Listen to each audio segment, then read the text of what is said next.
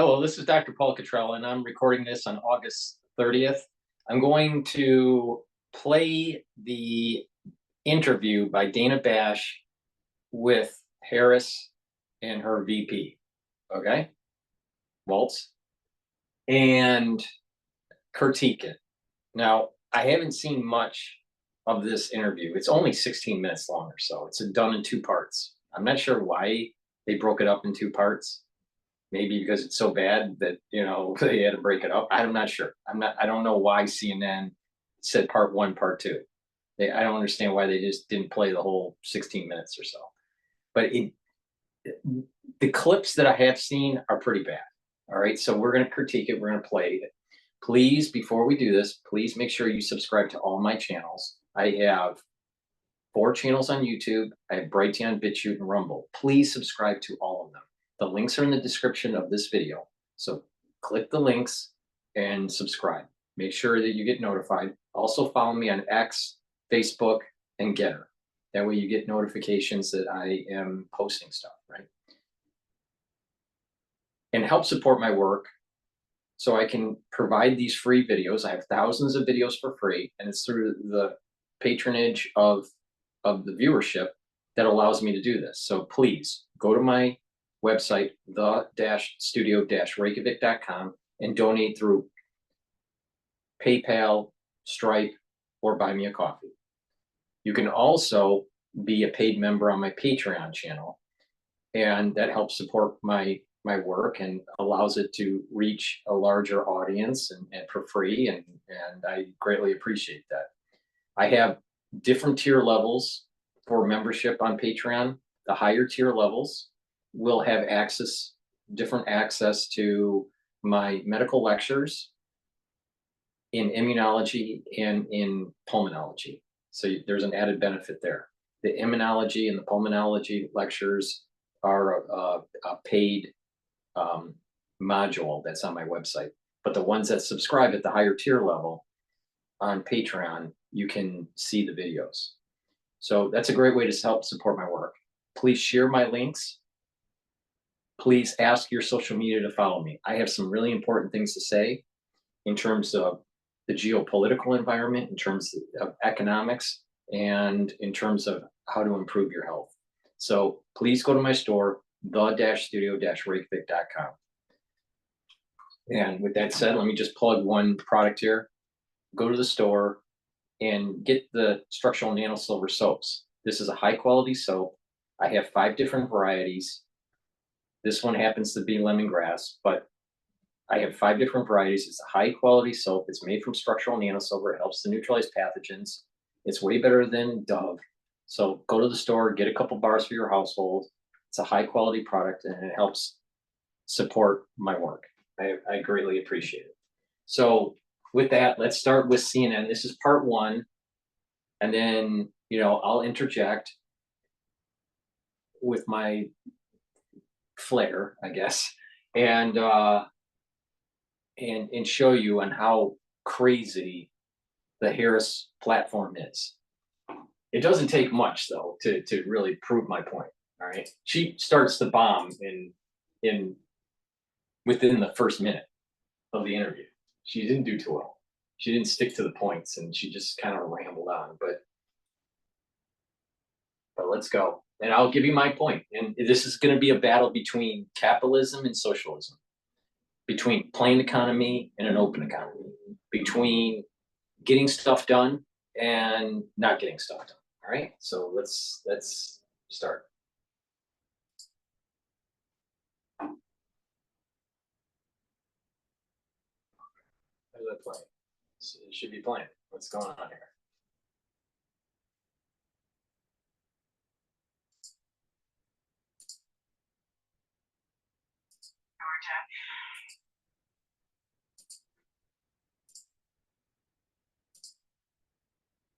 Technical difficulties. Come on. You have less time to make your case to voters than any candidate in modern American history. The voters are really eager to hear what your plans are. If you are elected, what would you do on day 1 in the White House? Well, There are a number of things. I will tell you, first and foremost, one of my highest priorities is to do what we can to support and strengthen the middle class. When I look at the aspirations, the goals, the ambitions of the American people, I think that people are ready for a new way forward. The new way forward is code for not a male president, not a white guy. It's a female black president. That's the way. That's code for female black president, or minority president, or double minority president. See, this is only in 48 seconds, and she's already using code that socialists use. All right.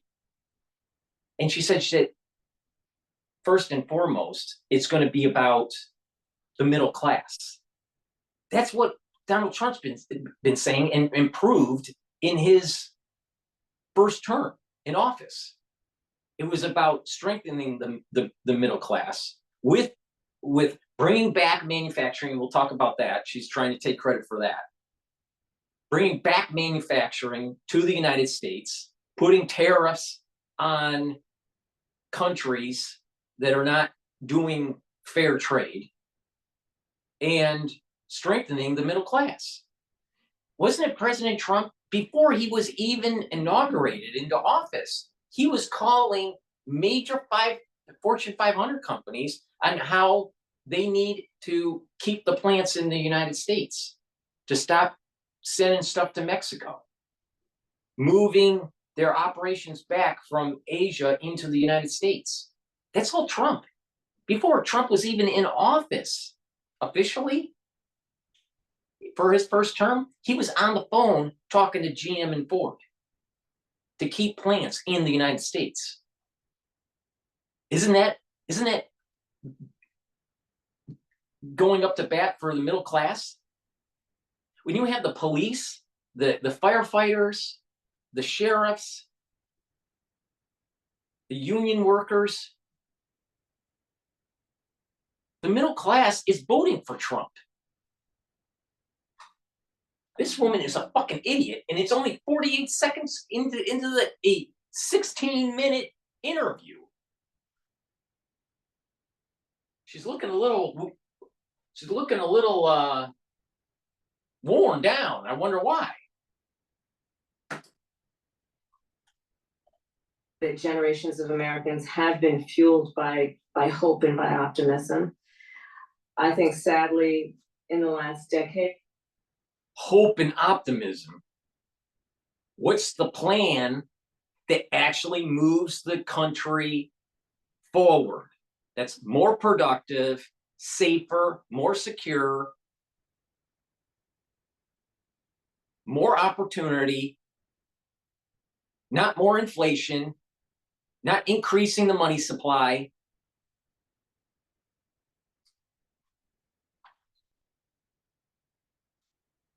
There was hope during the Trump administration. See, she's trying to say, oh, the last 10 years, it's been really bad for the middle class.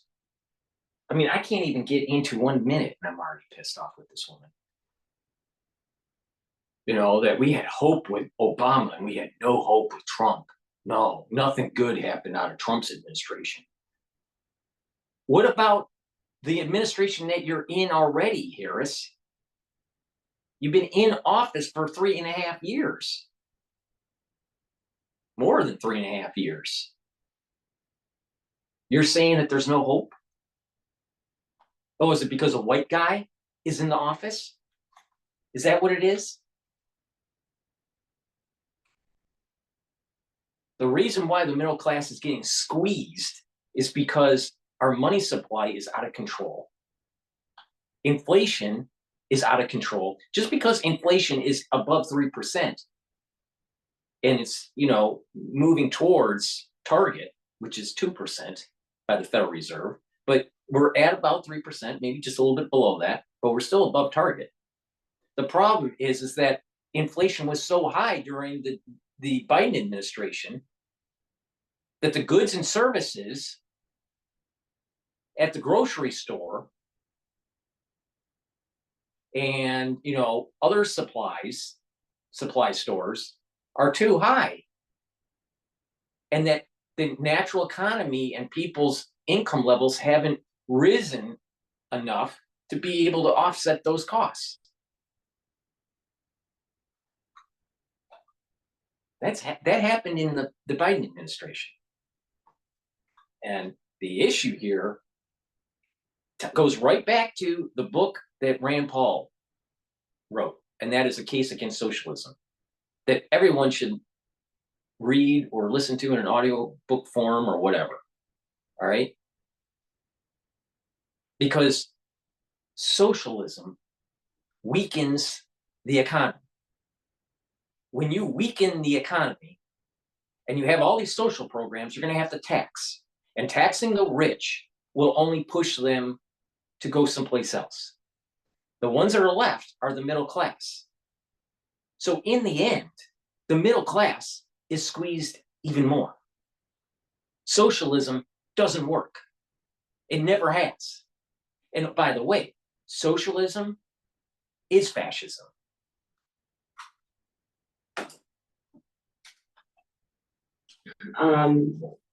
We have had in the former president someone who has really been pushing an agenda and an environment that is about diminishing the character and the strength of who we are as Americans. How really, is that possible? All right, we're in 1 minute and 16 seconds. How is that possible that she's saying that Donald Trump diminished the character of the United States? He basically went to countries and said, stop having us pay for your way. America should not be the buffet for the rest of the world. That's America first. Pompeo, in his book, kept on talking about America first. The whole idea of make America great is an idea of, you know what? the NATO countries need to pay their way instead of the American taxpayer dollars. America First basically is saying to China, you know what? We have built your country for too long, for the last 20 plus years, and it's now time to have reciprocal trade. If you don't have reciprocal trade, we're going to start having tax wars. And so there's the tariff wars that happen with that. She's on the take. Her husband and her make money off of the Chinese. America First is meaning it's about America's security. It means American jobs. It means reciprocal trade. It means killing the terrorists. And the middle class, including blacks, rose up under Trump. Their economic situation rose up. Now, there was a crazy thing that happened in 2020 called COVID. And any president during that time was going to have a disaster to get through.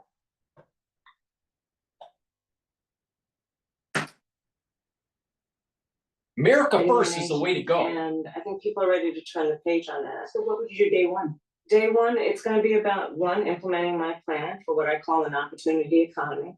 I've already laid out a number of proposals in that regard, which include what we're going to do to bring down. What's the proposal? What's the proposal? Maybe she updated her website, but my understanding is that she hasn't. Cost of everyday goods, what we're going to do to invest in America's small businesses, what we're going to do to invest in families, for example, extending the child tax credit to $6,000 for families for the first year of their child's life to help them buy a car seat, to help. Okay, this is 1 minute and 48 seconds in before she could even get to the point where, what are you going to do on day one? She hasn't answered the question yet. All right. How could she say that her party is for families? Her party is antithetical to God, country, and family. How? Do you really think that the Democratic Party has an affinity towards the Bible or religious observance? Now, I'm not saying that all Democrats don't have some sort of religious affinity. But when you have all this trans stuff going on, I don't think that they really have a strong affinity to God. In terms of country,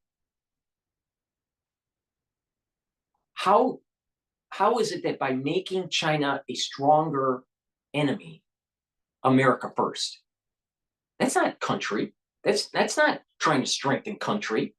What about your platform? The people outside of the conference, the DNC, were burning the American flag. That's not country. That's not standing up for the ideals of the country. She didn't even bother to lay a wreath at the unknown soldier.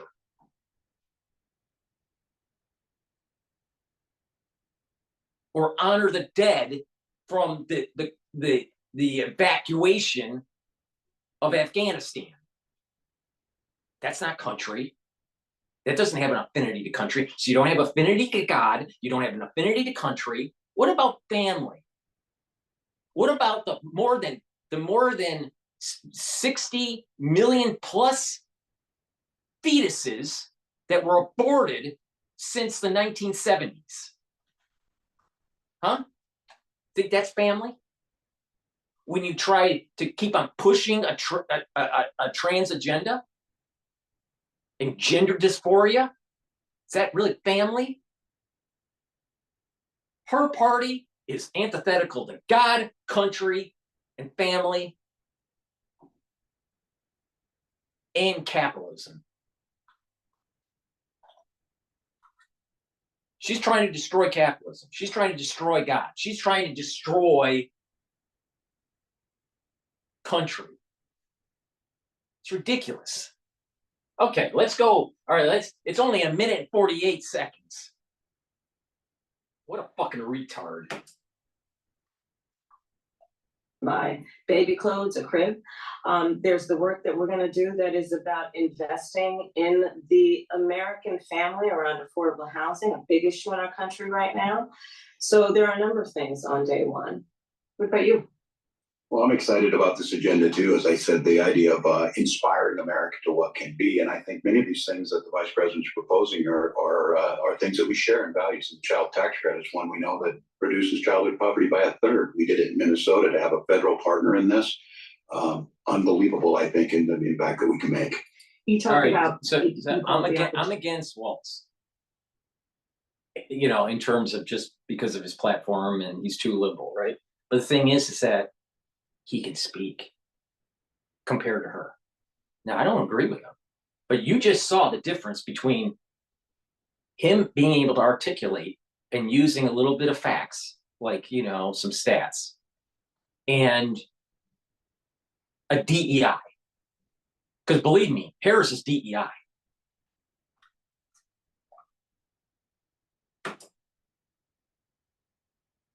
The economy. You are well aware that right now many Americans are struggling. There's a crisis of affordability. Mm-hmm. One of your campaign themes is we're not going back. DrPaulCottrell, what would you do with the housing crisis? You know what you need to do? You need to create more units.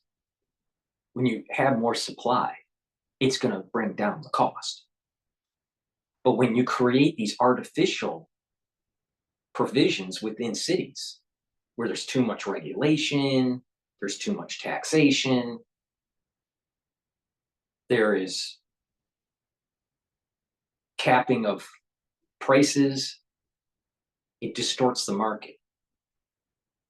Socialism is not good in the long run. So the answer to this issue is that you need more units, and you need to pull out the stops that are preventing the builders from making these more of these units. All right. And when the price goes down, the affordability will be there. Why was it affordable right after World War II? people were coming back from the war and they were having children. All right, this is the baby boomer. This is the beginning of the baby boomers, right? So the people in World War II came back home, they started having kids, and they started building out those suburbs, and it blossomed because people had jobs, there was adequate housing, and there was affordability. That's how you do it. You don't demonize, you work with the developers to have more units. Not these schemes that I'll give you 25,000 in some sort of tax credit that probably will lead to just inflating the price. Because if the supply isn't changing and someone is handing someone money, then the seller is going to say, you got that. You got a little bit extra money in your pocket. I'm going to raise my price a little bit.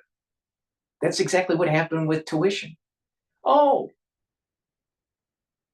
you can get a loan for a higher amount. Well, I'm just going to raise the tuition a little bit. And it just year over year over year over year, and it just gets to the point where it's too expensive for everybody. That's socialism. That's not a free market. That's a distorted market. Now we're at 2 minutes and 38 seconds. And everything that she said is a disaster, either for God, country, family, or the economy. But I wonder what you say to voters who do want to go back when it comes to the economy specifically, because their groceries were less expensive, housing was more affordable when Donald Trump was president. Well, let's start with the fact that when Joe Biden and I came in office, during the height of the pandemic, we saw over 10 million jobs were lost. People, I mean, literally, we were all tracking the numbers. Hundreds of people a day were dying because of COVID. The economy had crashed. In large part, all of that because of mismanagement by Donald Trump of that crisis. When we came in, our highest priority was. I don't think Donald Trump mismanaged it. I don't think any president would have been able to do much better or much worse than what happened.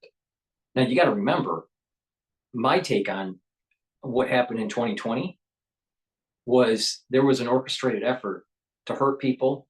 There was an orchestrated effort to take out his presidency.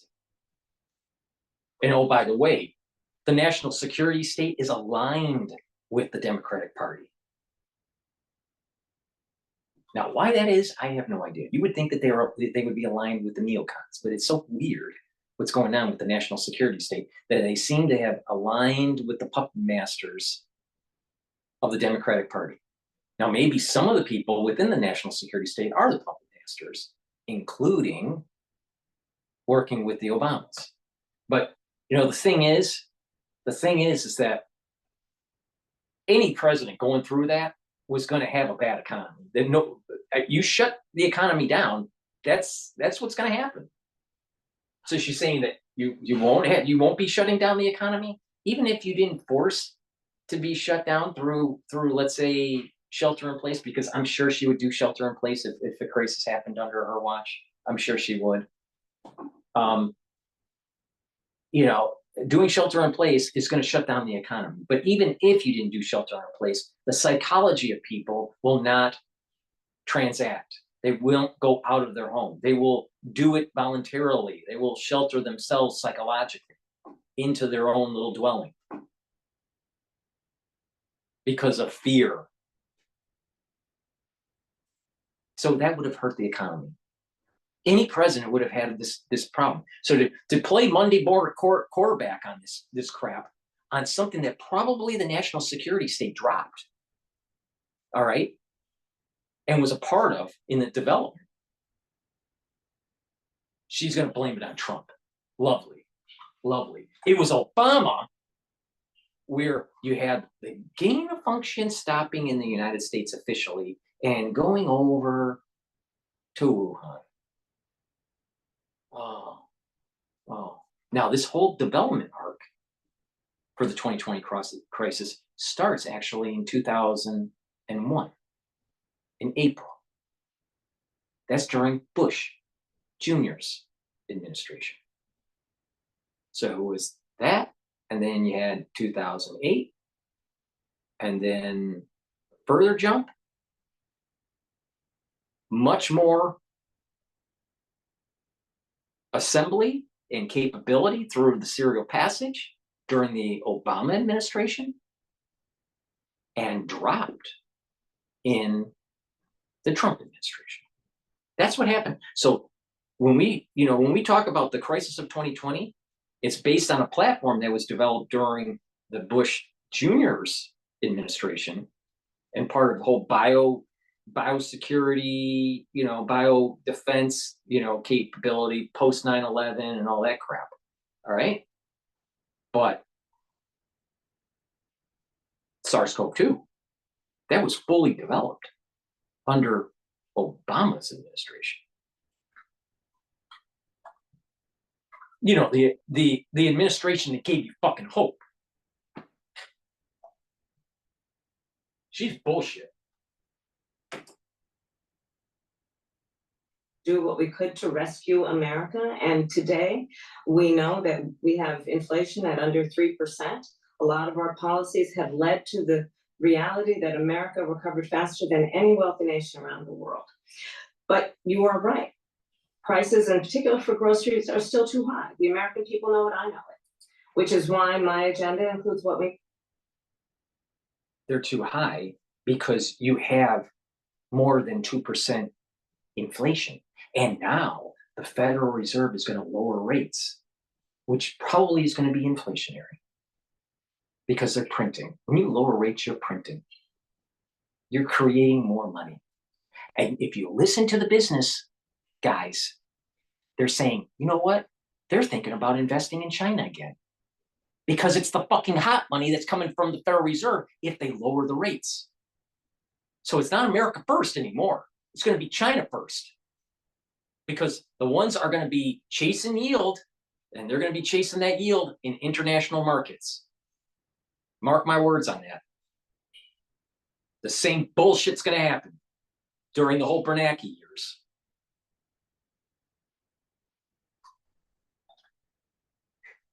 This woman's a fucking idiot.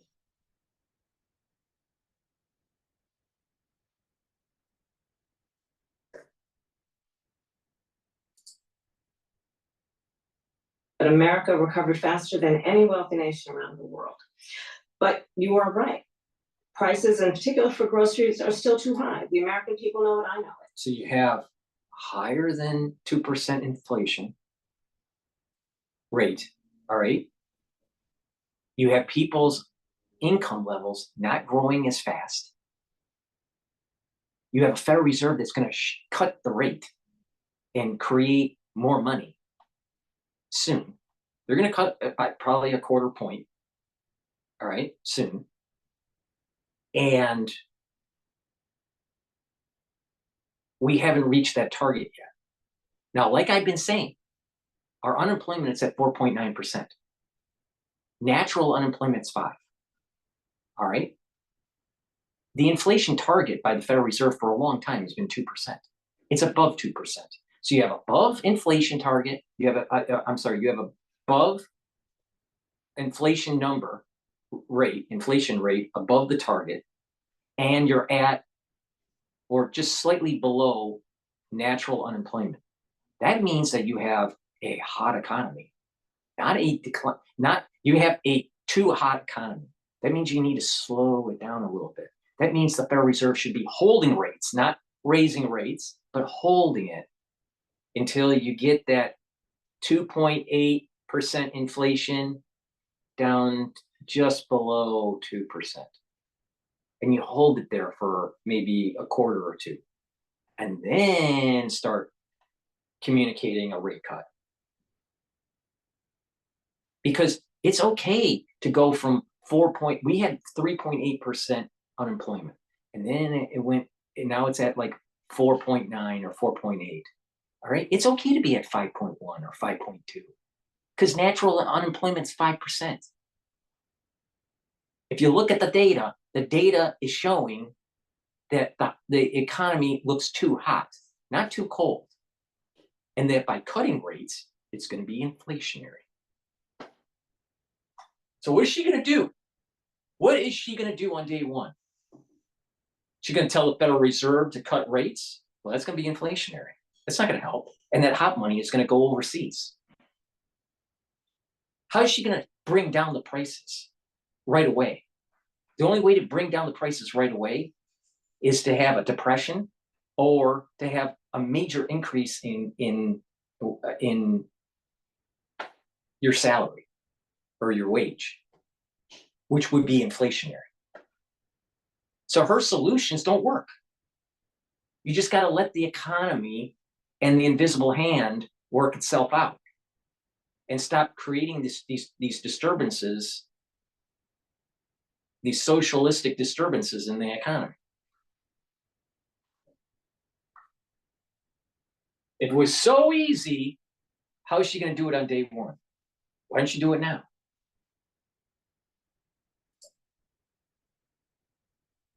Which is why my agenda includes what we need to do to bring down the price of groceries. For example, dealing with an issue like price gouging. What we need to do to extend the child tax credit to help young families be able to take care of their children in their most formative years. What we need to do to bring down the cost of housing. My proposal includes what would be a tax credit of $25,000 for first-time home buyers, so they can just have enough to put a down payment on a home, which is part of the American dream and their aspiration, but do it in a way that allows them to actually get on the path to achieving that goal and that dream. If you're giving them money somehow, some way, the seller is going to increase it. Maybe not by its totality, 25%, 25K. They may bring it up 15K. Either way.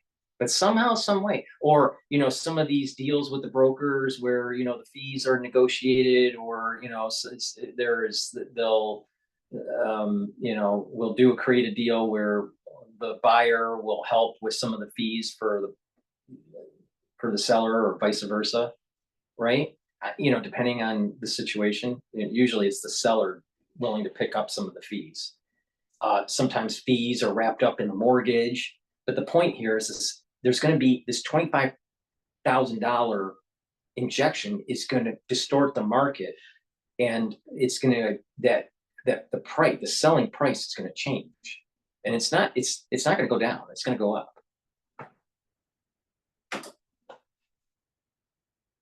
Been vice president for 3.5 years. Yeah. The steps that you're talking about now, why haven't you done them already? Well, first of all, we had to recover as an economy, and we have done that. I'm very proud of the work that we have done that has brought inflation down to less than 3%. Okay, all right. It's less than 3%, which is still above target, which means that the economy is too hot, and the Federal Reserve needs to hold rates, not cut rates. But that's my perspective on monetary policy. With her, if things are just so great, why can't she, after this interview, pick up the phone and tell the economic god to lower the cost of goods and services? Because her plan doesn't work. You can't just make prices cheaper. Nixon's tried that, didn't work with price controls, and Carter tried it, didn't work. You know why it doesn't work? Because socialism doesn't work. And it is a shame that this country has to go through this election cycle with such a fucking dipshit.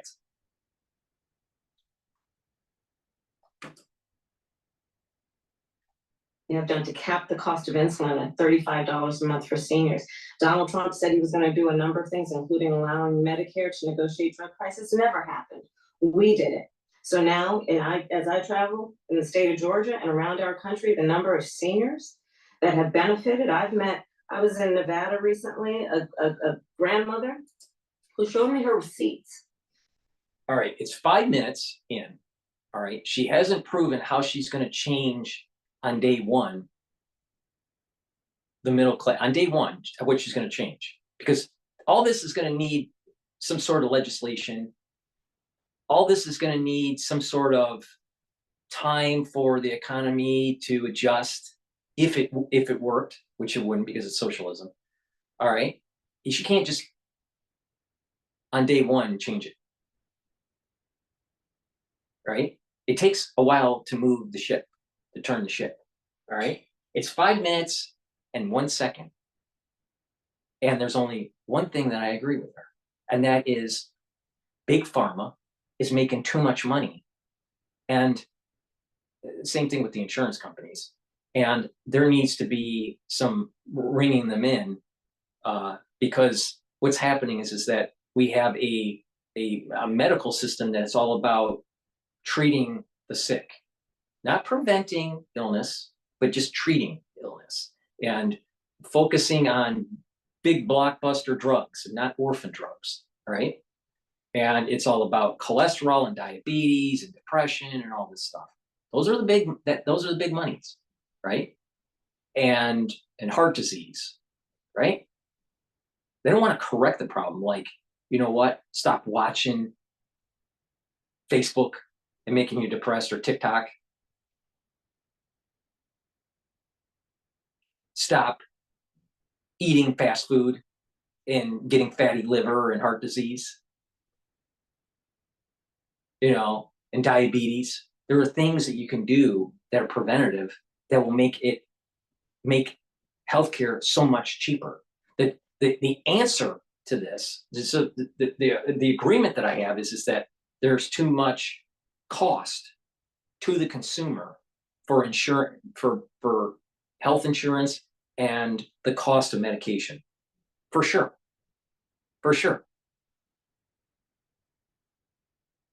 But the biggest bang for your buck isn't going after the actual pharmaceutical companies. The biggest bang for your buck is telling the American, lose some fucking weight. Start moving around. Start taking supplements. Start filtering your water. Stop exposing yourself with toxins. And when you do that, you're going to have a healthier society. You look at pictures or even film pre-McDonald's of Americans, and their BMI was much lower. Then all of a sudden, the fast food industry started to take hold, and all these processed foods and TV dinners and all this crap. Then all of a sudden, everyone starts to look like Chef Boyardee. All right? And they're too big, and they're starting to have heart disease. That's the answer. So she's right that we have a healthcare crisis in terms of cost. And we have people taking advantage of it, but the American citizen needs to, pull their boots up, pull their bootstraps up, and they're going to need to start working on their health, because it's about preventative medicine. That's how you get out of this. That's how you save lots of money. And that's how you get a healthier society. That's how you become more on a war footing. You think that Chef Boyardee is going to be able to, to go over the trench wall? Of course not. Of course not. We don't have a citizenry to be able to fight a war because it's too fat.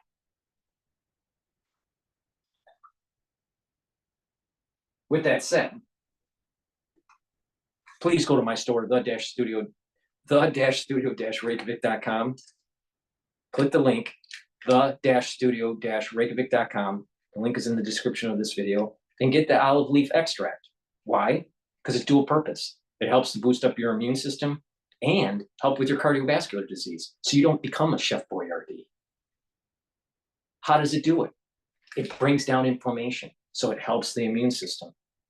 When you're bringing down chronic inflammation, you're going to let your immune system heal and be ready for when it needs to kick in because of being exposed to some sort of pathogen or cancers. A weakened immune system can't fight cancers. So you need to have a good immune system. I wonder why cancers are so much prevalent after 2020, aka turbo cancer. Oh, cardiovascular disease. olive leaf extract brings down LDL levels and brings up HDL levels. You know what that means? That means that you're controlling your cholesterol. That means that you're reducing the chances of building up plaque. That means that you don't need to go on a statin. That means that you're taking charge of your own health. So boost up your immune system and improve your cardiovascular system by taking this great product that I have on my store, olive leaf extract. Go to my store, the-studio-reykjavik.com. And that is how you lower costs for healthcare in America. Taking a stand and being proactive for your health. Not this schmuck. And before we capped the cost of insulin for seniors at $35 a month, she was paying hundreds of dollars, up to thousands of dollars a month for her insulin. She's not doing that You anymore. maintain Bidenomics is a success. I maintain that when we do the work of bringing down prescription medication for the American people, including capping the cost of the annual cost of prescription medication for seniors at $2,000, when we do what we did in the first year of being in office to extend the child tax credit so that we cut child poverty in America by over 50%. Fact, most of the diseases that the elderly have, like diabetes, heart disease, not all, but a lot of these diseases are based on lifestyle. And a lot of them can be mitigated by changing lifestyle and changing, going to a more natural eating habits and supplementation. But it's hard because they've accumulated all these toxins and accumulated all this bad stuff in their body and did damage to their immune system and their cardiovascular system and their pancreas and their liver and all this stuff, to the point where it's hard to turn the ship around. That's why it's so important to start early. All right? But it's never late. But it's a lot easier when you're younger. But the ones that have to be on medication for whatever reason, because there are some diseases where, it just happens, maybe it's genetic or whatever. But the thing is that we do have a healthcare crisis, and the cost of healthcare is too high. So that means that you need to bring down the cost of healthcare. That means the cost of doctor visits. That means the cost of medication. But it also means that the citizenry takes charge of their health and changes their lifestyle habits. That's really important. So the answer isn't just lowering costs. The answer is a multifactorial implementation. So she's just not smart enough. She's just not smart enough. I'm only 5 minutes and 34 seconds in.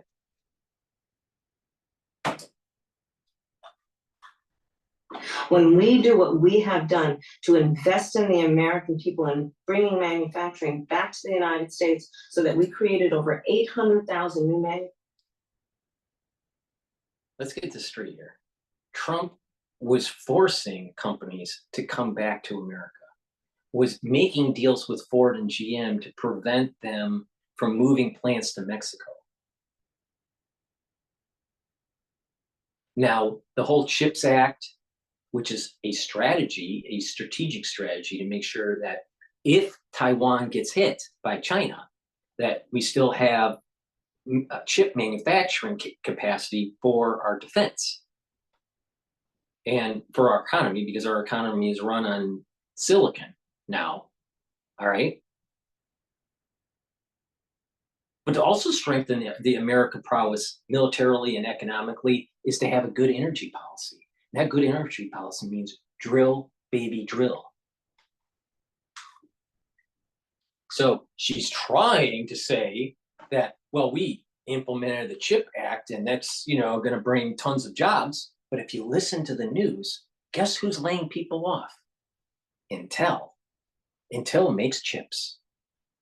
And I wouldn't be so surprised that NVIDIA is on the verge of having revisions on their revenue or their manufacturing capability. And so it'll cause a disturbance and there might be, some short selling on the stock. I wouldn't be surprised. It's not right now, but don't be surprised. NVIDIA can't keep on going up and up and up and up.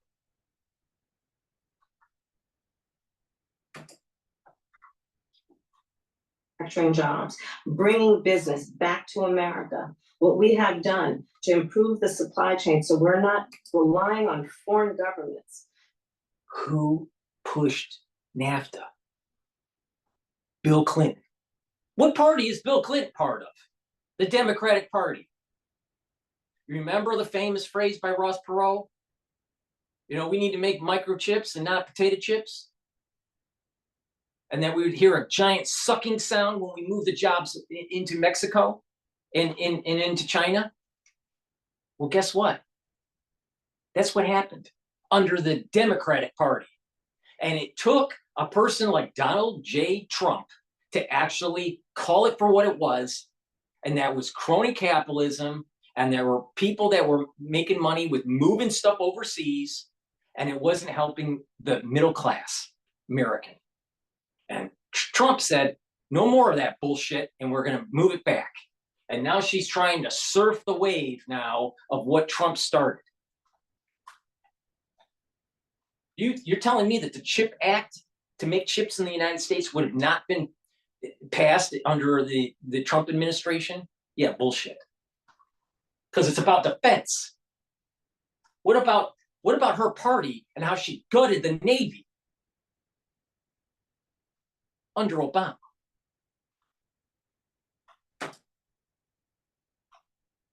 Supply American families with their basic needs. I'll say that that's good work. There's more to do, but that's good work. I want to get some clarity on where you stand on some key policy issues. Energy is a big one. When you were in Congress, you supported the Green New Deal. And in 2019, you said, quote, "There is no question I'm in favor of banning fracking." Fracking, as you know, is a pretty big issue, particularly in your must-win state of Pennsylvania. Do you still want to ban fracking? No, and I made that clear on the debate stage in 2020, that I would not ban fracking. As vice president, I did not ban fracking. As president, I will not ban fracking. In 2019, I believe, in a town. But they put so many restrictions that the wildcatters can't drill wells. And oh, by the way, there's some new technology going on where you just have one well and you can go horizontal for 3 miles. So you don't need as many well drills. Isn't that lovely? Drill, baby, drill. And our energy costs will radically go down. Radically go down. But her administration and her party wants to demonize fossil fuels or oil, because some people think that oil isn't a fossil fuel. I don't really care if it is or isn't. The point is that you need a drill and you need to get it out of the fucking ground.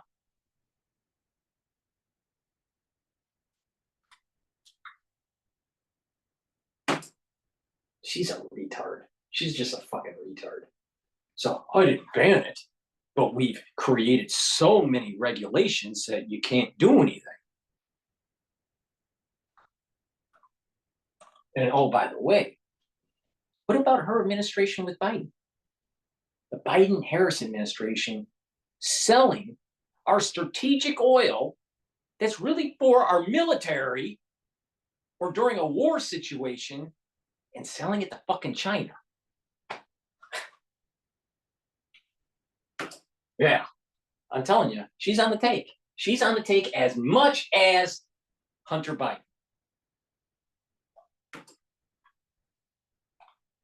You said, you were asked, would you commit to implementing a federal ban on fracking on your first day in office? And you said, there's no question I'm in favor of banning fracking. So yes. So it changed in that campaign? In 2020, I made very clear where I stand. We are in 2024, and I've not changed that position, nor will I going forward. I've kept my word, and I will keep my word. What made you change that position at the time? Well, let's be clear. My values have not changed. I believe it is very important that we take seriously what we must do to guard against what is a clear crisis in terms of the climate. And to do that, we can do what we have accomplished thus far. The Inflation Reduction Act, what we have done to invest, by my calculation, over probably $1 trillion over the next 10 years, investing in a clean energy economy. What we've already done, creating over 300,000 new clean energy jobs. That tells me, from my experience as vice president, we can do it without banning fracking. In fact, Dana, excuse me, I cast the tie-breaking vote that actually increased leases for fracking as vice president. So I'm very clear about where I stand. And was there some policy or scientific data that you saw that you said, oh, okay, I get it now? What I have seen is that we can grow and we can increase a thriving clean energy economy without banning fracking. That's part one. Amazing that we got through a whole 8 minutes and 13 seconds. But it's the thing here is that her reduce the inflation policy of Biden's reduce the inflation act or whatever it was called, it actually created inflation. All right. It created more debt. It created more socialism. It created more distortion in a free market. And now she's saying, you know, we need to have. So this is really a battle. So you understand, this is really about planned economy versus an open economy. Do you really want a planned economy? Because it doesn't look like it's working too well. It doesn't look like it's working too well. Do you really think that it makes sense to have prime agricultural land for either crops or for livestock to be bought up and convert that land to a solar farm? You really think that that's going to be green? Oh, it creates all this electricity from the sun. But what about those panels? What are they made out of? Toxic metals. And over time, they are going to decay on prime land and leak into prime soil. What about just the eyesore when you look at a landscape where it's just full of solar panels? You think that's really green in the long run? It's not.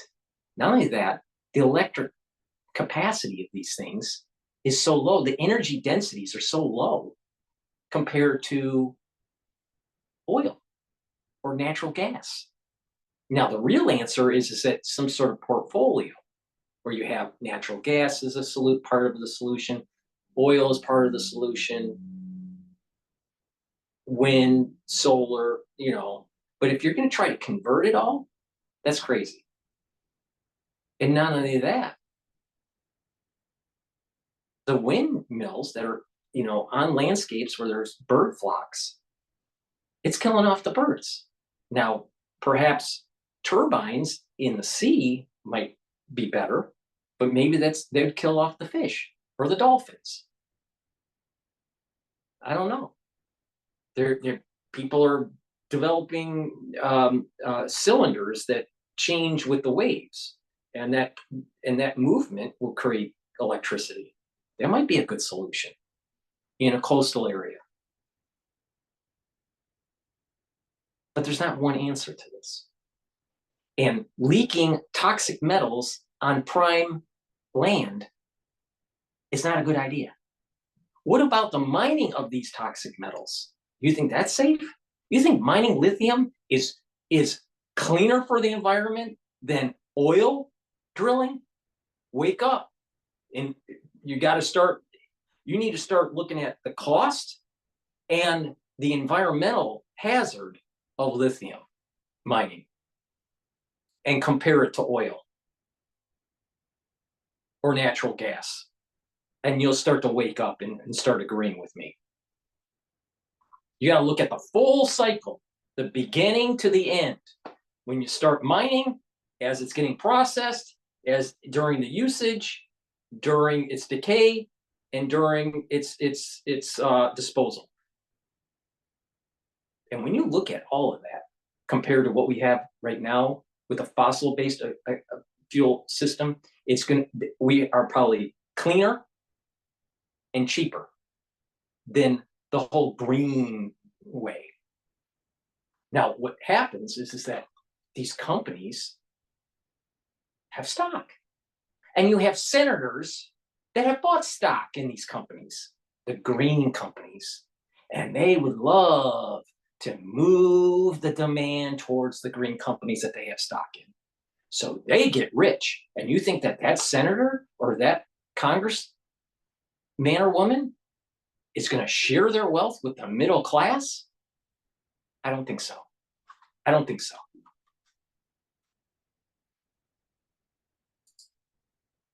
That's part one. Why don't we play part two? If we're going to find part two. All right. You love sports so much you could just drink me up. I look fun and flashy outside. Underneath, I'm Team Sugar. All right. Another issue. Please go to my store, the-studio-reykjavik.com, and get the toothpaste that I offer. It's a very high quality toothpaste. It freshens your breath, whitens your teeth, neutralizes pathogens. This has structural nanosilver in it. It has no fluoride because fluoride is toxic. Fluoride makes you stupid. Fluoride is what turns you into a Harris. Okay? She overused fluoride when she was a kid, and she's so stupid. So please go to my store, the-studio-reykjavik.com. It's the-studio-reykjavik.com. Link is in the description of this video. And get the toothpaste. All right? Whitens your teeth, freshens your breath, neutralizes pathogens. It has structural nanosilver. Really important to neutralize pathogens and improve your oral health. Good oral health is positively correlated to good cardiovascular health. Silver gel, really important to put it on your hands, neutralize those pathogens during the cold season, but also as a barrier just in case you're sprayed with a bunch of chemicals, because the government doesn't like mosquitoes. Please go to the store and get the silver gel. You can put it around your mouth, around your nose, around your eyes, around your ears. You can lightly coat your nostrils, really important. You can also use it as a daily skincare. The best way to do that if you're doing a daily skincare is to put it on your skin and then overnight. And then when you wake up, exfoliate. And you'll notice that your skin is clearer and tighter, especially on your face. You'll notice that your skin's tighter. So please go to my store, the-studio-reykjavik.com, and get the silver gel. We're going to be going through the bug bite season by mosquitoes. So please go to my store and get the Even Better bar. Why? Because if you get a mosquito bite, you apply it on the mosquito bite and it'll stop the itch. You don't want to irritate the wound that the mosquito created. So it'll help to heal it quicker and it'll stop the itching, all right, and stop the irritation. This is made from essential oils from the Himalayas. It's an all-purpose skincare bar. You can apply it on your skin daily and you'll notice that your skin's smoother, healthier looking, right? And it's softer. You can apply it on a muscle ache and it will alleviate the muscle ache in about 60 seconds to 120 seconds or so. All right. You can apply it on a cut, an abrasion, a minor burn, and it'll heal it quicker. So please go to the store and get the Even Better bar. You should have this in your medicine cabinet because guess what? You're going to need it one day. And if it's in your cabinet, you can just take it out and use it. So go to the store, the-studio-reykjavik.com, and get the Even Better bar. I have deodorants. I have citrus deodorant, and I also have peppermint, lavender, and tea tree. I've partnered up with Rainbow Herbals, and we've developed these bars. They're all natural from the Himalayas, the essential oils from the Himalayas. It has no aluminum in it. It has no baking soda in it. It's all natural. And guess what? Not only is it a deodorant, but it'll help to detoxify your body. And that's going to be really important, especially while they start spraying your community for mosquitoes. So please go to the store, get a couple bars. It's for males and females. It's the-studio-reykjavik.com. Get the deodorant. It's a dual purpose. It also helps to detoxify the body. All right, let's go through part 2. You ready? This is P&N.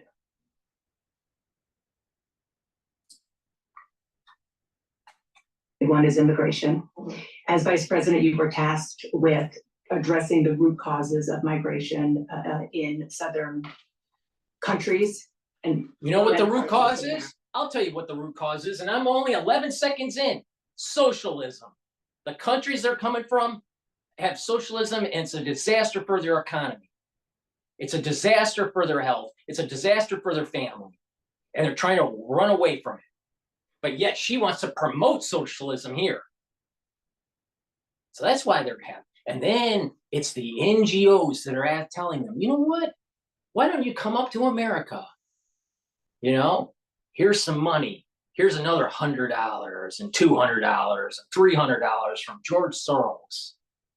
Come on up. You're on The Price is Right.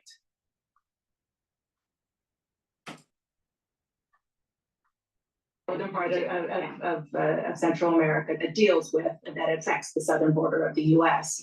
During the Biden-Harris administration, there were record numbers of illegal border crossings. Why did the Biden-Harris administration wait 3.5 years to implement sweeping asylum restrictions? Well, first of all, the root causes work that I did as Vice President that I was asked to do. Because they were placating to that socialistic crowd that votes Democratic, that votes for the Democratic Party. In addition, they're playing games because what they want to do is flood these cities, especially red cities or red states, with immigrants to be able, maybe not in this election, but in future elections, to turn the state blue. So they're priming it for a new crop of Democrats.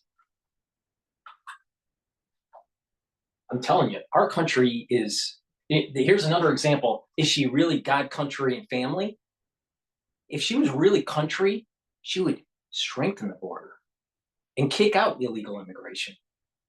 You know, the country is great because we have legal immigration, not illegal immigration.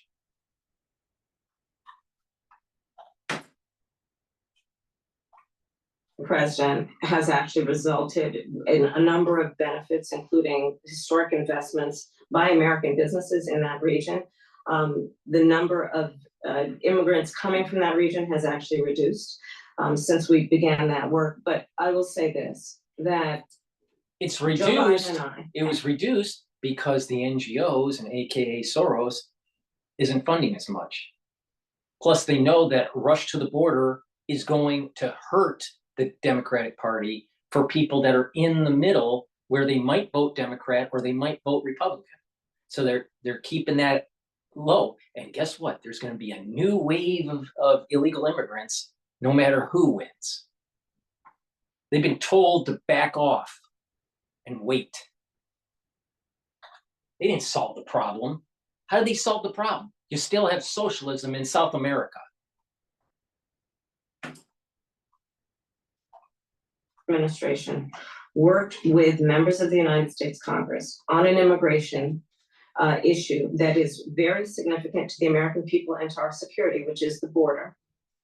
And through bipartisan work, including some of the most conservative members of the United States Congress, a bill was crafted, which we supported, which I support. And Donald Trump got word of this bill that would have. It was politics being played by Schumer. Nancy Pelosi and Schumer are the brains of how policy is being passed through Congress, all right? And they made a strategic decision to not, to just drag their feet while there's this flood And then as things get worse, then make a proposal where it's a poison pill for the Republicans, where it makes it seem as though the Democratic Party is solving the issue, even though they're the ones that caused the issue. And if the Republican parties push back and say no, then we'll just blame the Republicans for dragging their feet. That's what's happening. That's what's happening. The reality of the situation is you don't need any new laws. Let's cut to the chase here. Let's cut to the chase, Harris. Sit down and listen to Dr. Paul Cottrell. All right? You don't need any new laws. They come over the border illegally, you send them back. If they're here already, you send them back. Or you give them the opportunity to spend a lot of time where they're being taxed, where they're naturalized, and then they're being taxed a certain amount for each year that they were here. This means individuals that have been here for multiple years that haven't done the process legally. All right? We need to clean up all this, because what's going to happen is that you're going to have individuals that are going to get driver's license, and it's going to be so muddied if they're a citizen or not, to the point where they're voting and you have a fraudulent election. It's compromising our election process. It's compromising the stability of our country. It's compromising the security of our country. The biosecurity of the country, it's affecting the, if you have a porous border, you may have terrorism. It's making us less secure. It's a major problem. And it's not just individuals that are in Central America or South America. There are individuals that are flying into South America or Central America that are from China or Ukraine or Europe or Africa and trying to get in through the southern border. So how you solve this problem is that you build a really good wall and you enforce that wall as if it's a military zone. For the ones that get through, you catch them, and you don't do a release in this country. You shoot them over back to the other side of the wall, forcefully. And then, you move those individuals, including their family. Now, the problem comes in is what if you have someone that comes here, establishes themselves, and has a child? Now they have an anchor baby that's technically an American citizen, but the parents aren't. Well, in that case, you basically say, you're getting the parents, you're being deported. You can bring your child with you, or you can leave the child here, and it goes into foster care. All right? It's their choice. Or we'll naturalize you, but you're going to have to pay a certain percentage for a certain amount of years in higher taxes to pay for the goods and the services that the government provided you when you had a legal status. So there's a punishment through higher taxation. Now it's their choice. Take the taxation and stay in the United States, be naturalized, and their child stays in, their anchor baby stays in the United States. Or they get deported with their child, or they get deported and the child goes into foster care. It's their choice. Give them choices. It's all about America, right? It's all about choices. But the thing is you can't let this fester. You have to show punishment for individuals that have come over to the border illegally, knowing they know that they're coming over the border illegally. If they're looking for asylum, they can do asylum outside of the country. But they don't want to do that. They want to cut. What about the people that were doing it legally? They were immigrating to the United States legally, or doing the asylum legally, doing it the proper way, the proper procedure. These individuals that are doing it illegally and they're coming over this porous border, they're skipping the line. Is that right? No, of course not. Why should they be given privilege by breaking the law? It's a major issue. Major issue.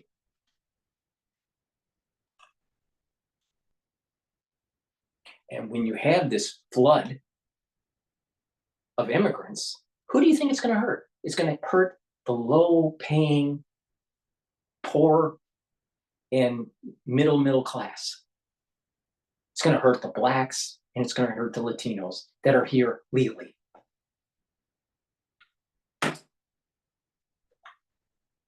Contributed to securing our border, and because he believes that it would not have helped him politically, he told his folks in Congress, don't put it forward. He killed the bill. You don't need the A bill. border You don't need the security bill. You don't need the bill. They broke the law. You can get rid of them. Not only that, it's a national security issue that the president has authority on. You don't need a bill. You don't just, oh, we have a problem, let's create a bill. That's our just standard, rubber stamp policy. No. What authority does the president have? The president has the authority to secure the border. He's in charge of national security. And they're here illegally, then the Justice Department needs to deport these people. And if they want to stay because they have a child, they could be given the option, stay, and you're being taxed, and you're going to have to go through, an expensive naturalization process. Or you get deported with your kid, or you get deported and your kid stays and goes into foster care. But you made that decision. So don't whine that there are ramifications for things that you knew you were doing wrong. Well, I was just trying, they're going to say, I was just trying to get away from a socialistic country that was hurting hurting us and hurting the family and hurting the economy. Then why are we voting someone that's trying to push socialistic policies? Because capitalism works, but you can't keep on. See, what's happening is the socialist wants to suck on the breast of capitalism. All right. But the point is that if you keep on putting so much weight on capitalism with these social programs, you're going to destroy capitalism. You're going to destroy the viability of the country. It's going to be less productive. I am 100% against socialism. So that's the real deal. You don't need a new law. You don't need a new law. And Pelosi and Schumer are trying to make it as dirty as possible so they can blame it on the Republicans. Oh, it's the Republicans' fault. We have a solution. Your solution's poor. That's why it didn't pass. What you really need to do is build the fucking wall, and the people that came over here illegally, you kick them out, or they're having options of ramifications, such as the ones that I outlined. It would have put 1,500 more agents on the border. And let me tell you something, the Border Patrol endorsed the bill. And I'm sure in large part because they knew they were working around the clock. And 1,500 more agents would help. I'm pretty sure the Border Patrol are going to be voting for Trump, not her. That bill would have allowed us to increase seizures of fentanyl. Ask any community in America that has been devastated by fentanyl what passing that bill would have done to address their concern and pain that they've experienced. Who caused the fentanyl problem? The Democrats. Why? Because they didn't want to build a wall. They were fighting Trump every step of the way. They let these illegal immigrants to come in.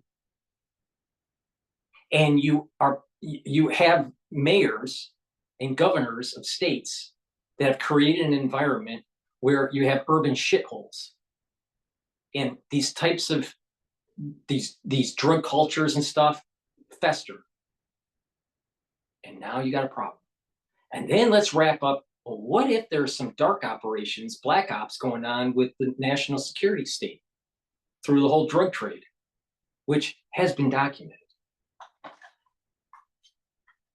Who's really causing this problem? The fentanyl issue. It's the national security state through its black ops, and it's the Democratic Party for wanting a porous border and a failure of having a vibrant community in the urban centers because it's run by a bunch of stupid Democrats. Harris.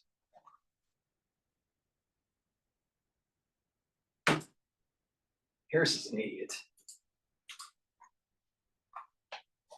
That legislation again, I just want to Not ask only about push it, I will make sure that it comes to my desk and I would sign it. just one other question about something that you said in 2019 when you first ran.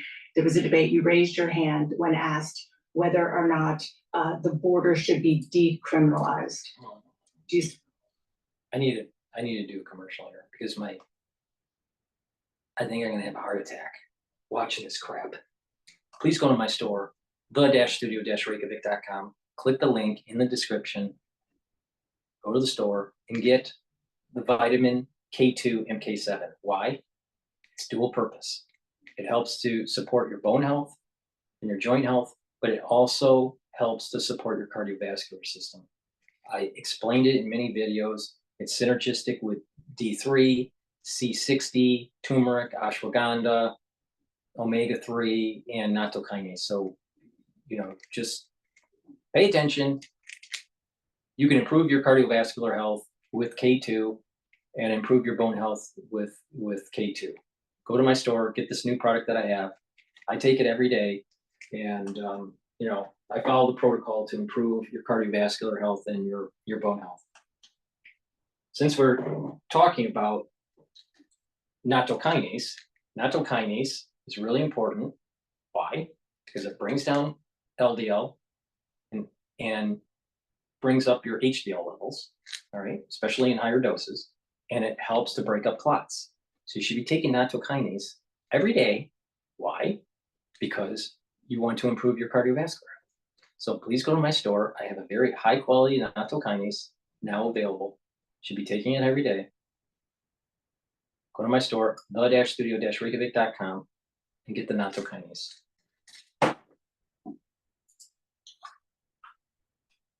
believe that?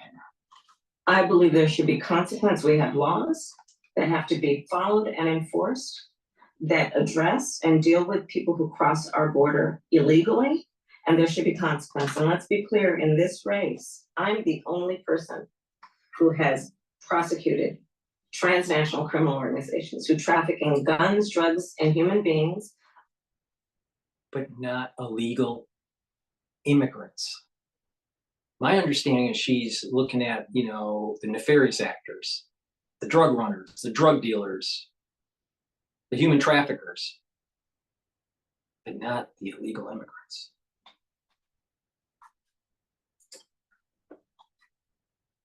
The only person in this race who actually served a border state as Attorney General to enforce our laws. And I would enforce our laws as president going forward. I recognize the problem. Generally speaking, how should voters look at some of the changes that you've made, that you've explained some of here in your policy? Is it because you have more experience now and you've learned more about the information? Is it because you were running for president in a Democratic primary? And should they feel comfortable and confident that what you're saying now is going to be your policy moving forward? Dana, I think the most important and most significant aspect of my policy perspective and decisions is my values have not changed. You mentioned the Green New Deal. I have always believed, and I worked on it, that the climate crisis is real, that it is an urgent matter to which we should apply metrics that include holding ourselves to deadlines around time. We did that with the Inflation Reduction Act. We have set goals for the United States of America and by extension the globe around when we should meet certain standards for reduction of greenhouse gas emissions, as an example. That value has not changed. My value around what we need to do to secure our border, that value has not changed. I spent 2 terms as the Attorney General of California prosecuting transnational criminal organizations, violations of American laws regarding the illegal passage of guns, drugs, and human beings. Why not prosecute illegal immigrants for coming over the border illegally? Because there's an agenda. They want to water down the red states.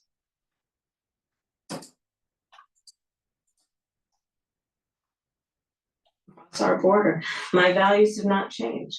So that is the reality of it. And 4 years of being vice president, I'll tell you, one of the aspects to your point is traveling the country extensively. I mean, I'm here in Georgia. I think somebody told me 17 times since I've been vice president in Georgia alone. I believe it is important to build consensus, and it is important to find a common place of understanding of where we can actually solve problems. On that note, you And so, had a lot of Republican speakers. It's a at lot. the It's a lot convention. of Were you just appointed lip Republican? service.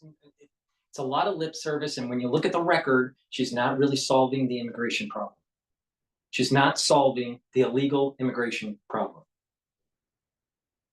A porous border causes illegal immigration and causes drug running and weapon running.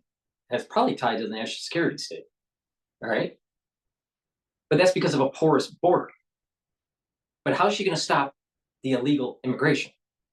Because stopping the drug running and even the human trafficking and the weapon movement isn't going to change moving illegal immigrants over a porous border. See, she's too stupid to be able to even answer the question succinctly. Maybe she should go to my store, the-studio-reykjavik.com, and get the NAD+. Why? This helps to bring up your energy levels in the cell, which is important. It helps to repair DNA damage, which is going to happen when you start breathing in all the toxins and the chemtrails and the wonderful spraying because of mosquitoes, right? So you need NAD+ to help to bring up those energy levels and to repair the DNA damage. And it's also a neuroprotector, all right? It helps your neurons. Now, it's obvious that Harris has got something wrong with her neurons. So maybe she should be taking NAD+. Please go to my store, the-studio-reykjavik.com, and don't be a Harris.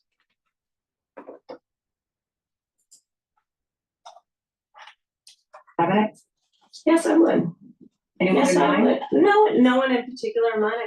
We got 68 days to go with this election, so I'm not putting the cart before the horse, but I would. I think it's really important. I have spent my career.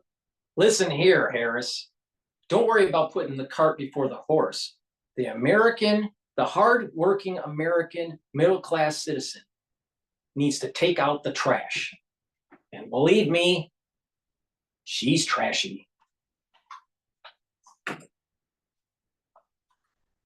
They're inviting diversity of opinion. I think it's important to have people at the table when some of the most important decisions are being made that have different views, different experiences. And I think it would be to the benefit of the American public to have a member of my cabinet who was a Republican.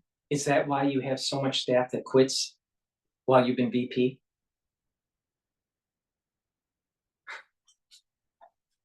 It's not about what you say, honey. It's about what you do. It's time to take out the trash.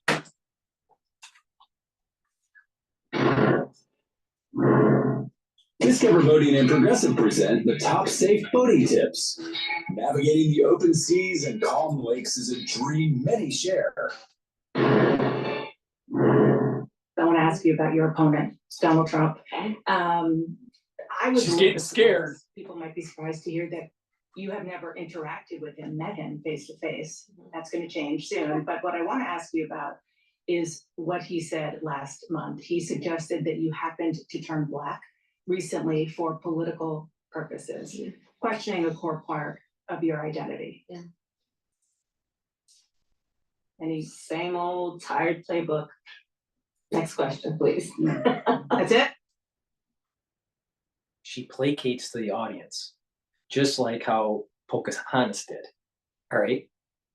You know the issue here is she's DEI, and she's running on a DEI socialistic platform. She doesn't know the issues very well. It took her this long for preparation on a terrible interview by CNN, which is softballed. And this is what we got here. And you're telling me that Trump, who has proven to be a good president, an America First president, which is what we need at this juncture in time, she's trying to convince the American public that Trump is going to be a bad president, even though it's proven that he was a good president. She's in office right now. She can help push policy forward and bring down those prices that she's going to do in day one. And what it is that this whole idea, her flipping, is she black one day? Is she Asian another day? Is she, white another day? Whatever. Because she's just talking to the audience, placating to the audience. She's DEI.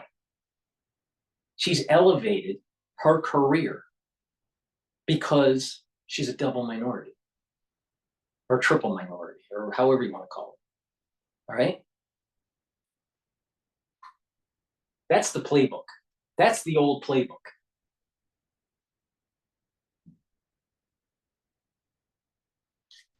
It's amazing. It's just amazing. Please go to my store, the-studio-reykjavik.com, and get ubiquinol. Ubiquinol is the active form for CoQ10. This helps to bring up the energy levels of the cell. It's an antioxidant, and it also helps to protect your neural health. So please go to my store, the-studio-reykjavik.com, and get the ubiquinol. You should be taking this every day. Really important, very important to take every day. It stacks really well with other antioxidants like C60 and resveratrol and turmeric and ashwagandha and all that. So take ubiquinol. It's the active form for CoQ10. Really important to be taking every day. Again, it's an antioxidant, helps with the energy levels, and it also is neuroprotective. NAC, really important. It brings up your glutathione levels. You need that because glutathione is an antioxidant. So this is a good antioxidant. It's synergistic with C60. It neutralizes free radicals in a different way. So you want to attack neutralizing free radicals in a multi-pronged approach. So take NAC every day. In addition, it will also help to improve mental health, right? It calms people down, or it kind of stabilizes, some of the imbalance that people may have. And it's and not only is it a strong antioxidant, but it helps to detoxify the body. So taking NAC is going to be important, especially when you're getting bombarded by chemtrails and mosquito spray. So please go to my store, the-studio-reykjavik.com, and get NAC. Back to PNN.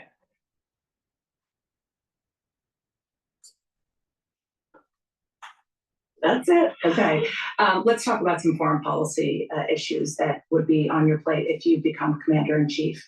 President Biden has tried unsuccessfully to end the war between Israel and Hamas in Gaza. He's been doing it for months and months, along with you. Would you do anything differently? For example, would you withhold some U.S. weapons shipments to Israel? That's what a lot of people on the progressive left want you to do. Let me be very clear. I'm unequivocal and unwavering in my commitment to Israel's defense and its ability to defend itself. And that's not going to change. Okay, But- so that's placating to, the Israeli lobby group in the war machine, the U.S. war machine. But it's not going to play very well with all those protesters that are starting to take place on campuses now. Cornell's already got a problem. Harvard is worried that they're going to have protests, right? Early on in the season.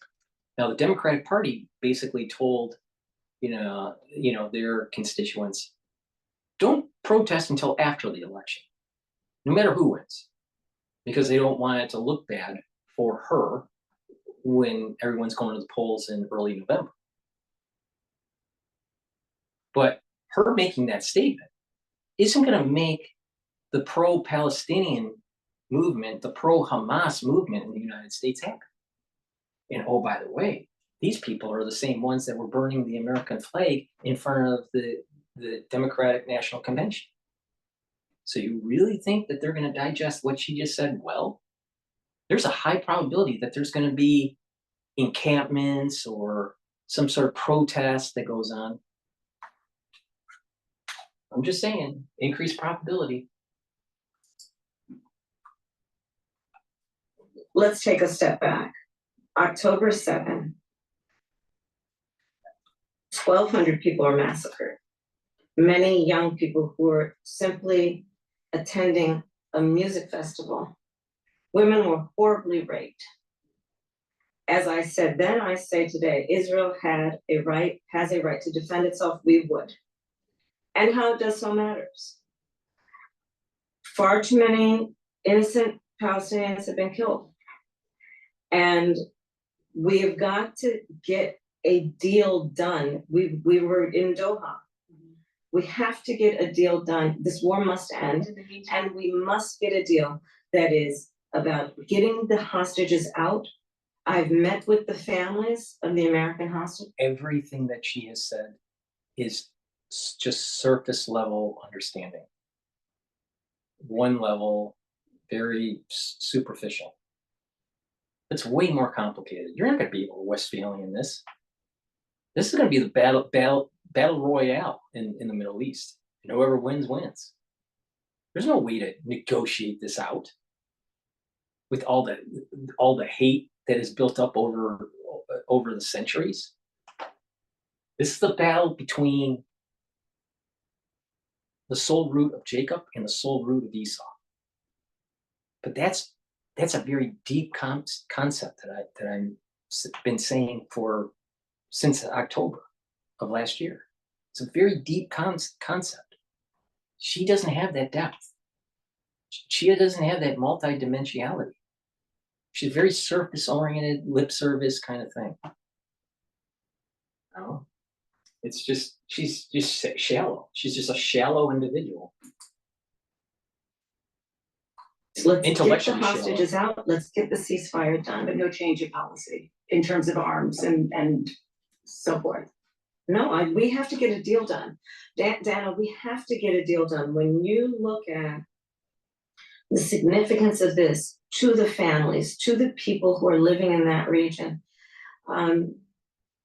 a deal is not only the right thing to do to end this war, but will unlock so much of what must happen next. I remain committed since I've been on October 8th to what we must do to work toward a two-state solution where Israel is secure and in equal measure the Palestinians have security and self-determination and dignity. Oh, I accidentally another issue, big one, is immigration. As I I accidentally screwed up. I believe it is important to build consensus, and it is important to find a common place I screwed up across our border. My values have not changed. So that is the reality of it. And it's really important. I have spent my career inviting diversity of opinion. My cabinet was a Republican. want to ask you about your opponent. Was a little bit surprised. All right, People might be surprised too. apologize. I messed up the timeline here. I accidentally moved it while I was trying to pause. So I'm just I rolled it back a little bit and then I'll replay so we don't miss anything.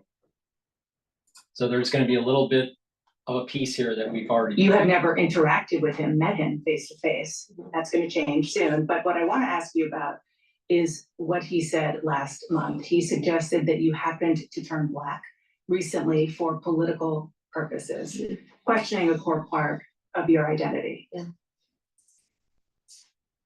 Any, Same old tired playbook. Next question, please. that's it? That's it. Okay, let's talk about some foreign policy issues that would be on your plate if you become commander-in-chief. President Biden has tried unsuccessfully to end the war between Israel and Hamas in Gaza. He's been doing it for months and months, along with you. Would you do anything differently? For example, would you withhold some US weapons shipments to Israel? That's what a lot of people on the progressive left want you to do.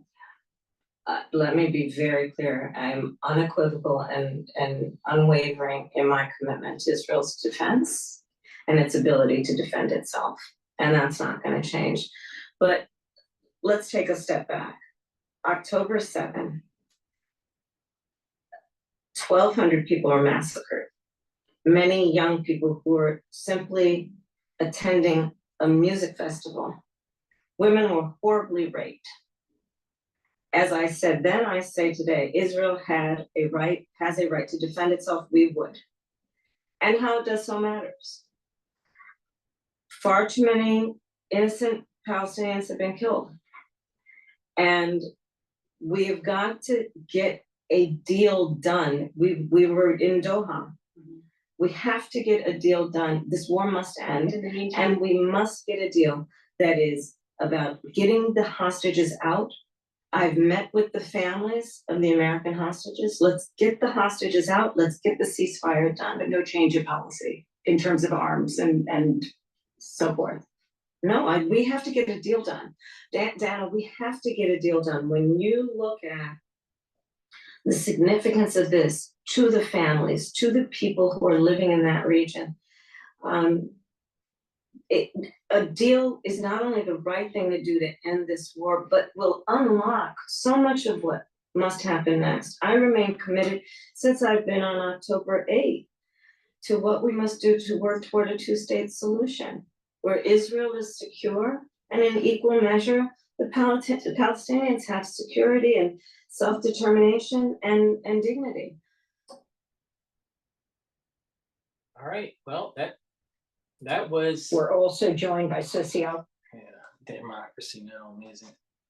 That was the two-part that I know of for the CNN clips. I don't think that there are more. I'll check, but my understanding is only two parts. Please go to my store, the-studio-reykjavik.com, and like I've said, C60 is a very strong antioxidant. I have it in different versions. I have it in MCT coconut oil. I have it in extra virgin olive oil and also in avocado oil. The reason why C60 is in oil is because the C60 molecule, which is a buckyball, is soluble in a lipid, in an oil form, not in water. So it's really important that, that this is provided in an oil form. So you take a teaspoon of this a day, all right, every day. And what's going to happen is it's going to soak up those free radicals that are in those cells. Your mitochondrial health will improve and you're going to have more energy. When you have more energy, the cells are going to perform better, the tissues are going to perform better, and your metabolism is going to be quicker. You're going to have more energy by moving around, you're going to have more muscle, and lots of other good things are going to happen for your body, all right? When you have more energy and the cells aren't stressed, your immune system is going to be better. All right. You need lots of ATP for a good immune system, right? You need lots of ATP for good neurons. Now, C60 is a great way to soak up those free radicals. It's synergistic with NAC, which boosts up your glutathione levels, like I said. All right. So you take NAC and it boosts up your glutathione levels, and it's a very strong antioxidant. It also helps to detoxify your body. Zeolite will also help to detoxify your body, like I said. And you need to take C60 to soak up additional free radicals, right? When you do this, your body is going to be revved up, all right? You're going to have more energy and you're going to have you're gonna have just better cellular processing that's taking place. When you're doing this over a long period of time, your immune system improves, your endocrine system improves, your aging starts to slow down. When we get older and we're not taking antioxidants, what happens is we're building up toxins and we build up more free radicals at a faster rate than we can clear them, and we just age quicker and quicker and quicker. So as you get older, toxins start to build up at a faster rate, and you start to have more free radicals in the cells. Well, you need to soak those up. And the earlier you soak them up, the more benefit you will get with the compound effect, just like saving in a bank account. So please go to my store, the-studio-reykjavik.com, and get the C60. I have it in extra virgin olive oil, avocado oil, and MCT coconut oil. Take a teaspoon of it a day. It's really important. That's my broadcast for today. Please go to my store, the-studio-reykjavik.com. Thank you for listening. Please share the links. Please ask your social media to follow my work. It's really appreciated. I really appreciate it. And it's something that we need to do as a community, because our international affairs is getting complex with what's going on in Ukraine, what's going on in the Middle East, and what's emerging in the Pacific theater. And the finances, there's going to be perturbation, right? There's going to be some volatility. But I've been telling you where the support levels and where the resistance levels are for the S&P 500. So, if you pay attention to me, you're going to be understanding geopolitics, you're going to be understanding finance, and you're going to be able to navigate through some of the things that may affect your health, and how to learn from what I have done to improve your health. All right.